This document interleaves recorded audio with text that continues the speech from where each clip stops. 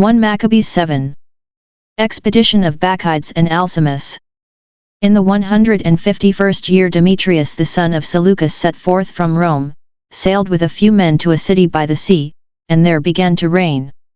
As he was entering the royal palace of his fathers, the army seized Antiochus and Lysias to bring them to him. But when this act became known to him, he said, "Do not let me see their faces." So the army killed them, and Demetrius took his seat upon the throne of his kingdom. Then there came to him all the lawless and ungodly men of Israel, they were led by Alcimus, who wanted to be high priest. And they brought to the king this accusation against the people: "Judas and his brothers have destroyed all your friends, and have driven us out of our land. Now then send a man whom you trust, let him go and see all the ruin which Judas has brought upon us and upon the land of the king, and let him punish them and all who help them." So the king chose Bacchides, one of the king's friends, governor of the province beyond the river. He was a great man in the kingdom and was faithful to the king. And he sent him, and with him the ungodly Alcimus, whom he made high priest, and he commanded him to take vengeance on the sons of Israel. So they marched away and came with a large force into the land of Judah, and he sent messengers to Judas and his brothers with peaceable but treacherous words. But they paid no attention to their words, for they saw that they had come with a large force. Then a group of scribes appeared in a body before Alcimus and Bacchides to ask for just terms.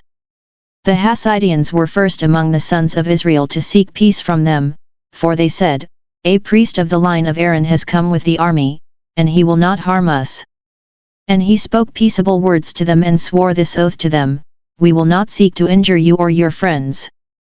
So they trusted him, but he seized 60 of them and killed them in one day, in accordance with the word which was written: "The flesh of thy saints and their blood they poured out round about Jerusalem. And there was none to bury them." Then the fear and dread of them fell upon all the people, for they said, "There is no truth or justice in them, for they have violated the agreement and the oath which they swore." Then Bacchides departed from Jerusalem and encamped in Beth-Zaith. And he sent and seized many of the men who had deserted to him, and some of the people, and killed them and threw them into the great pit. He placed Alcimus in charge of the country and left with him a force to help him. Then Bacchides went back to the king. Alcimus strove for the high priesthood, and all who were troubling their people joined him. They gained control of the land of Judah and did great damage in Israel. And Judas saw all the evil that Alcimus and those with him had done among the sons of Israel. It was more than the Gentiles had done. So Judas went out into all the surrounding parts of Judea, and took vengeance on the men who had deserted, and he prevented those in the city from going out into the country. When Alcimus saw that Judas and those with him had grown strong, and realized that he could not withstand them, he returned to the king and brought wicked charges against them. Nicanor in Judea. Then the king sent Nicanor, one of his honored princes, who hated and detested Israel, and he commanded him to destroy the people. So Nicanor came to Jerusalem with a large force, and treacherously sent to Judas and his brothers this peaceable message: "Let there be no fighting between me and you, I shall come with a few men to see you face to face in peace." So he came to Judas, and they greeted one another peaceably. But the enemy were ready to seize Judas. It became known to Judas that Nicanor had come to him with treacherous intent, and he was afraid of him and would not meet him again. When Nicanor learned that his plan had been disclosed, he went out to meet Judas in battle near Kafar Salama. About 500 men of the army of Nicanor fell, and the rest fled into the city of David. Nicanor threatens the temple. After these events Nicanor went up to Mount Zion. Some of the priests came out of the sanctuary, and some of the elders of the people, to greet him peaceably and to show him the burnt offering that was being offered for the king. But he mocked them and derided them and defiled them and spoke arrogantly, and in anger he swore this oath: "Unless Judas and his army are delivered into my hands this time, then if I return safely I will burn up this house." And he went out in great anger. Then the priests went in and stood before the altar and the temple, and they wept and said, "Thou didst choose this house to be called by thy name, and to be for thy people a house of prayer and supplication. Take vengeance on this man and on his army, and let them fall by the sword." Remember their blasphemies, and let them live no longer.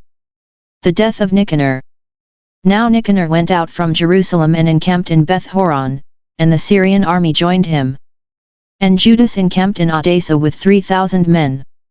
Then Judas prayed and said, when the messengers from the king spoke blasphemy, thy angel went forth and struck down 185,000 of the Assyrians.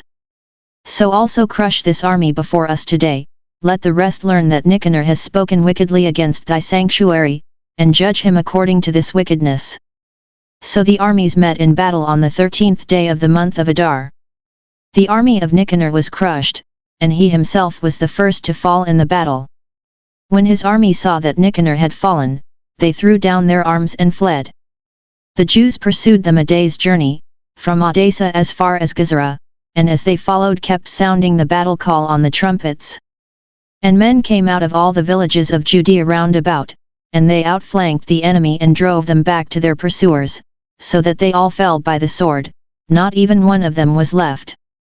Then the Jews seized the spoils and the plunder, and they cut off Nicanor's head and the right hand which he had so arrogantly stretched out, and brought them and displayed them just outside Jerusalem. The people rejoiced greatly and celebrated that day as a day of great gladness. And they decreed that this day should be celebrated each year on the 13th day of Adar. So the land of Judah had rest for a few days. 1 Maccabees 8. A eulogy of the Romans. Now Judas heard of the fame of the Romans, that they were very strong and were well disposed toward all who made an alliance with them, that they pledged friendship to those who came to them, and that they were very strong. Men told him of their wars and of the brave deeds which they were doing among the Gauls, how they had defeated them and forced them to pay tribute, and what they had done in the land of Spain to get control of the silver and gold mines there, and how they had gained control of the whole region by their planning and patience, even though the place was far distant from them. They also subdued the kings who came against them from the ends of the earth, until they crushed them and inflicted great disaster upon them. The rest paid them tribute every year. Philip, and Perseus king of the Macedonians and the others who rose up against them, they crushed in battle and conquered. They also defeated Antiochus the Great, king of Asia, who went to fight against them with 120 elephants and with cavalry and chariots and a very large army. He was crushed by them. They took him alive and decreed that he and those who should reign after him should pay a heavy tribute and give hostages and surrender some of their best provinces, the country of India and Media and Lydia. These they took from him and gave to Eumenes the king. The Greeks planned to come and destroy them, but this became known to them, and they sent a general against the Greeks and attacked them. Many of them were wounded and fell, and the Romans took captive their wives and children. They plundered them, conquered the land, tore down their strongholds, and enslaved them to this day. The remaining kingdoms and islands, as many as ever opposed them, they destroyed and enslaved, but with their friends and those who rely on them they have kept friendship. They have subdued kings far and near, and as many as have heard of their fame have feared them. Those whom they wish to help and to make kings, they make kings, and those whom they wish they depose, and they have been greatly exalted. Yet for all this not one of them has put on a crown or worn purple as a mark of pride, but they have built for themselves a senate chamber, and every day 320 senators constantly deliberate concerning the people, to govern them well. They trust one man each year to rule over them and to control all their land. They all heed the one man, and there is no envy or jealousy among them. An alliance with Rome. So Judas chose Eupolemus the son of John, son of Achos, and Jason the son of Eleazar, and sent them to Rome to establish friendship and alliance, and to free themselves from the yoke, for they saw that the kingdom of the Greeks was completely enslaving Israel. They went to Rome, a very long journey, and they entered the Senate chamber and spoke as follows: Judas, who is also called Maccabeus, and his brothers and the people of the Jews have sent us to you to establish alliance and peace with you, that we may be enrolled as your allies and friends. The proposal pleased them, and this is a copy of the letter which they wrote in reply, on bronze tablets, and sent to Jerusalem to remain with them there as a memorial of peace and alliance. May all go well with the Romans and with the nation of the Jews at sea and on land forever, and may sword and enemy be far from them.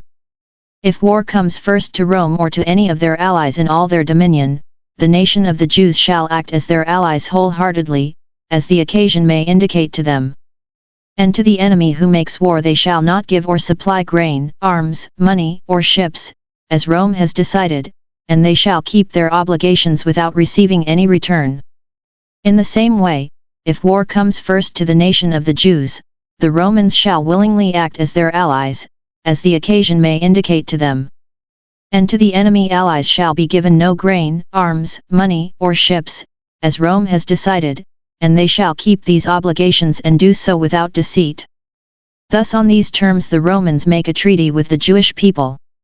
If after these terms are in effect both parties shall determine to add or delete anything, they shall do so at their discretion, and any addition or deletion that they may make shall be valid.